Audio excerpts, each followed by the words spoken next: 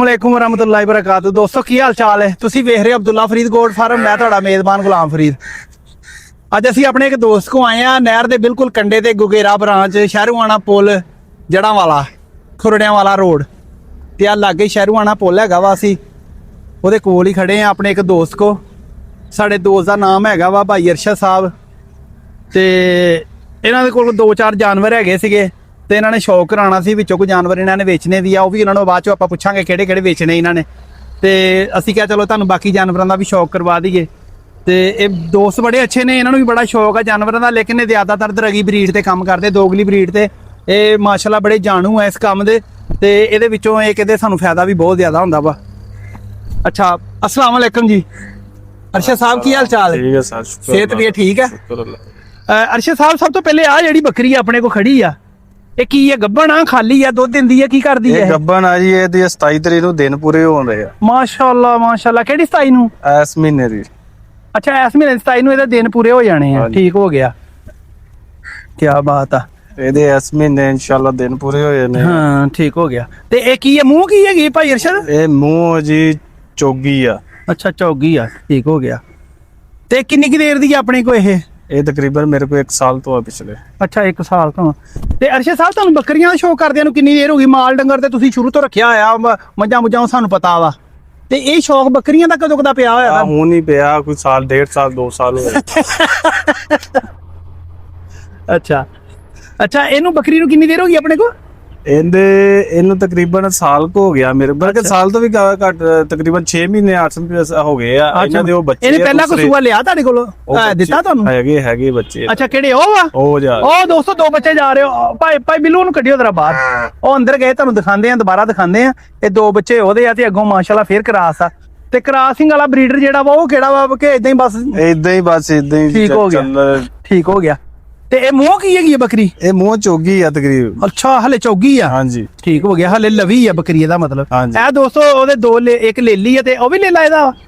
ਇਹ 2 ਲੇਲੇ ਆ, ਇਹ ਲੇਲੀ ਕਿਸੇ ਹੋਰ ਬੱਕਰੀ ਦੀ। ਅੱਛਾ ਲੇਲੀ ਕਿਸੇ ਹੋਰ ਦੀ, ਇਹਦੇ ਨਾਲ ਦਾ ਫਿਰ ਦੂਜਾ ਲੇਲਾ ਕਿੱਥੇ ਆ? ਦੂਜਾ ਇੱਥੇ ਫੇਰਦਾ ਹੋਣਾ ਜੀ।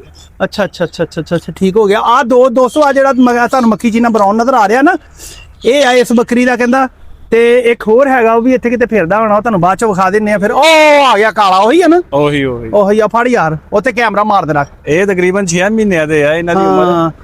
ਤੁਸੀਂ ਦੋਸਤੋ ਇੱਕ ਚੀਜ਼ ਨੋਟ ਕਰੋ, ਮਾਸ਼ਾਅੱਲਾ ਬੱਕਰੀਆਂ ਦਾ ਕੱਦ ਵੇਖੋ, ਬੱਕਰੀ ਨਾਲੋਂ ਉੱਚਾ ਕੱਦ ਆ ਬੱਕਰੀਆਂ ਦਾ। ਮੇਲ ਦਾ ਕੱਦ ਵੈਸੇ ਵੀ ਜ਼ਿਆਦਾ ਹੁੰਦਾ ਵਾ। ਮਤਲਬ ਤੁਹਾਨੂੰ ਗੱਲ ਕਰਨ ਦਾ ਇਹ ਹੈ ਕਿ ਦੋਗਲੀ ਬਰੀਡ ਅਗਰ ਤੁਸੀਂ ਰੱਖਦੇ ਹੋ ਨਾ, ਕਿ ਜ਼ਰੂਰੀ ਨਹੀਂ ਹੁੰਦਾ ਕਿ ਇਹ ਕਸਾਈਆਂ ਨੂੰ ਹੀ ਆਪਾਂ ਵੇਚਣੇ ਆ। ਇਹ ਕੁਰਬਾਨੀ ਵਾਸਤੇ ਜਾਨਵਰ ਬੜੇ ਅੱਛੇ ਤਿਆਰ ਹੁੰਦੇ ਆ। ਅਗਰ ਬੰਦਾ ਇਹਨਾਂ ਦੀ ਖੁਰਾਕ ਦਾ ਖਿਆਲ ਰੱਖੇ, ਇਹਨਾਂ ਨੂੰ ਖਵਾਵੇ ਪਿਆਵੇ ਸਹੀ, ਤੇ ਇਹ ਕੁਰਬਾਨੀ ਵਾਸਤੇ ਬੜੇ ਕੱਦ ਕਾਠ ਵਾਲੇ ਬੱਕਰੇ ਤਿਆਰ ਹੁੰਦੇ। ਹੁਣ ਤੁਸੀਂ ਇਹਦੀ ਮਾਂ ਦੇ ਕੰਨ ਵੇਖੋ, ਆ ਚੈੱਕ ਕਰਾ ਯਾਰ, ਤੇ ਉਹ ਲੇਲੇ ਦੇ ਕੰਨ ਦਿਖਾ ਕੇ ਆ ਕਾਲੇ ਦੇ, ਆ ਕਾਲੇ ਦੇ ਕੰਨ ਦਿਖਾ ਦਰਾ। ਆ ਦੋਸਤੋ ਤੁਸੀਂ ਚੈੱਕ ਕਰੋ ਉਹਦੇ ਕੰਨ ਇਹਦੇ ਨਾਲੋਂ ਕਿੰਨੇ ਲੰਬੇ ਆ।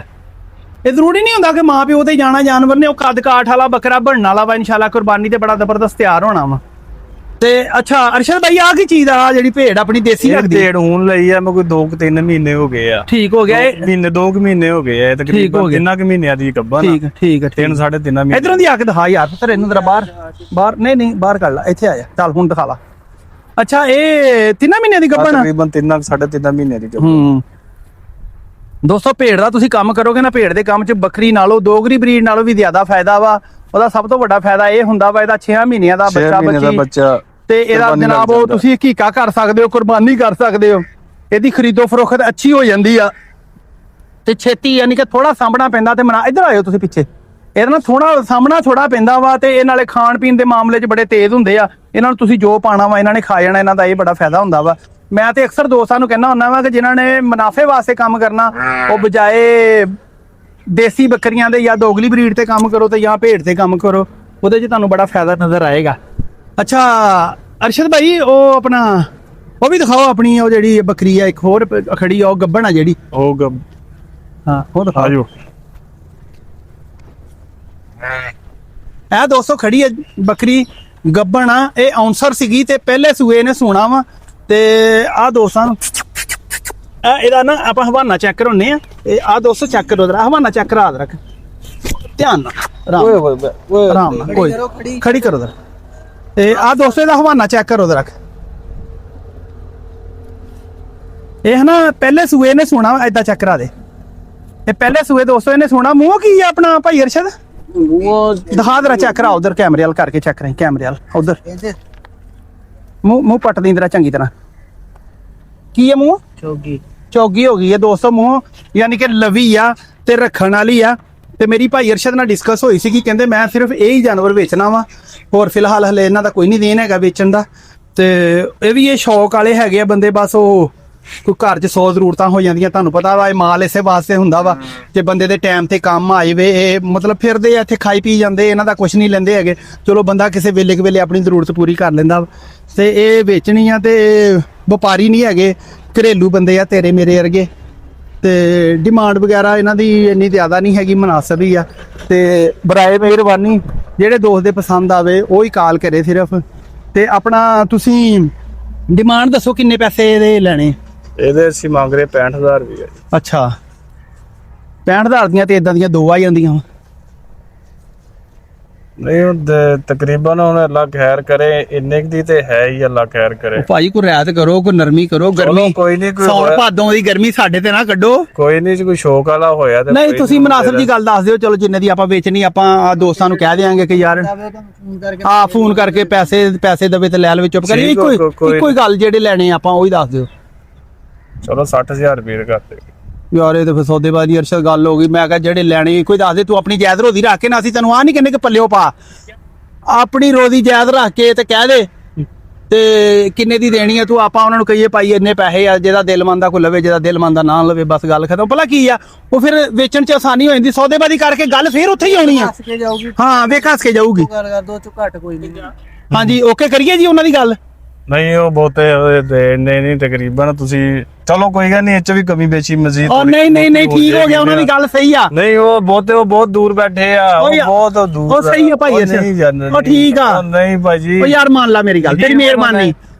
60 ਤੋਂ ਨਹੀਂ ਉਹ ਕੈਮਰਾ ਮਾਰ ਯਾਰ ਤੂੰ 60 ਤੋਂ ਅੱਛਾ ਫੇਰ ਦੇ ਦੋਸਤੋ 1 ਮਿੰਟ ਦੀ ਰੌਲਾ ਪੈ ਗਿਆ 1 ਮਿੰਟ ਇਹ ਦੋਵੇਂ ਮੇਰੇ ਭਰਾ ਉਹ ਮੇਰਾ ਭਰਾ ਵਾ ਸਮਝੇ ਤੇ ਮੇਰਾ ਭਤੀਜਿਆਂ ਵਰਗਾ ਲੱਗਦਾ ਜੇ ਸਹੀ ਪੁੱਛੋ ਤੇ ਗੱਲ ਤੇ ਇਹ ਨਾ ਦੋਸਤੋ ਇਹ ਨਾ ਚਲੋ ਇਹ ਜੋ ਵੀ ਕਹਿੰਦਾ ਵਾ ਠੀਕ ਹੋ ਗਿਆ ਮੈਂ ਤੁਹਾਨੂੰ ਆਪਣੇ ਵੱਲੋਂ ਕਹਿ ਰਿਹਾ ਵਾਂ ਮੇਰਾ ਨੰਬਰ ਲਿਖੋ 0300 653 1106 ਮੈਂ ਤੁਹਾਨੂੰ ਭਾਈ ਦਾ ਨੰਬਰ ਵੀ ਲੈ ਕੇ ਦੇਣਾ ਤੁਸੀਂ ਇਹਨਾਂ ਨਾਲ ਗੱਲ ਕਰਨੀ ਆ ਇਹ ਨਾ ਮੰਨੇ ਮੈਂ ਤੁਹਾਨੂੰ ਬੱਕਰੀ ਲੈ ਕੇ ਦੇਵਾਂਗਾ ਤੁਹਾਨੂੰ 50000 ਦੀ ਬੱਕਰੀ ਮਿਲ ਜੇਗੀ ਇਨਸ਼ਾਅੱਲਾ ਤਾਲਾ ਆਪਾਂ ਇਹਦਾ ਤਰਲਾ ਮਾਰ ਲਾਂਗੇ ਇਹਦਾ ਗੋਡਾ ਘੁੱਟ ਲਾਂਗੇ ਤੇ ਦਾੜੀ ਹੱਥ ਲਾ ਲਾਂਗੇ ਇਨਸ਼ਾਅੱਲਾ ਇਹ ਦੇ ਦੇਗਾ ਇਹ 50000 ਦੀ ਤੋਹਫਾ ਆ ਮੰਨਦਾ ਨਹੀਂ ਉਹ ਪਿਆ ਲੇਕਿਨ ਮੈਂ ਇਹਦੀ ਰਿਕੁਐਸਟ ਕਰ ਲਾਂਗਾ ਚਲੋ ਮੇਰਾ ਇਹਦੇ ਨਾਲ ਤਲਕ ਹੈਗਾ ਇਹਦੀ ਮਿਹਰਬਾਨੀ ਮੇਰਾ ਹਿਆ ਕਰਦਾ ਵਾ ਤੇ ਇਨਸ਼ਾਅੱਲਾ ਮੈਨੂੰ ਉਮੀਦ ਆ ਕਿ ਉਦੋਂ ਵੀ ਮੈਨੂੰ ਨਾ ਨਹੀਂ ਕਰੇਗਾ ਤੇ ਭਾਈ ਤੁਸੀਂ ਆਪਣਾ ਨੰਬਰ ਸ਼ੇਅਰ ਕਰਿਓ ਜ਼ਰਾ 0302 93 91 653 653 0302 91 653 ਦੋਸਤਾਂ ਅੱਗੇ ਰਿਕੁਐਸਟ ਆ ਕਿ ਜਿਹੜੇ ਬੰਦੇ ਨੇ ਚੀਜ਼ ਲੈਣੀ ਆ ਉਹੀ ਇਹ ਮੇਰੇ ਭਰਾ ਨੂੰ ਕਾਲ ਕਰੇ ਕਿਉਂਕਿ ਵਪਾਰੀ ਨਹੀਂ ਹੈਗਾ ਇਹ ਕੋਈ ਉਹ ਬੰਦਾ ਨਹੀਂ ਹੈਗਾ ਕਿ